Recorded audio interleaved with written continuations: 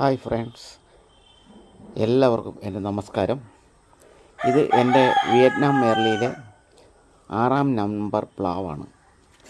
ആ പ്ലാവിൽ ഇന്നലെ ഞാൻ ഒരു ദിവസം ഇവിടെ ഇല്ലായിരുന്നത് കൊണ്ട് എൻ്റെ ഒരു ചക്ക പഴുത്തിട്ട് അത് അണ്ണാൻ വന്ന് കഴിച്ചു.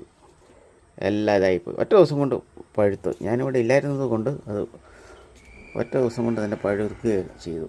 ഇതാണ് വീട്ടിലെ പ്ലാവിൽ നമ്മൾ ഇരുന്ന് ചക്ക ഇടാമെന്ന് പറയുന്നത്. ഇതാണ്, കണ്ടോ?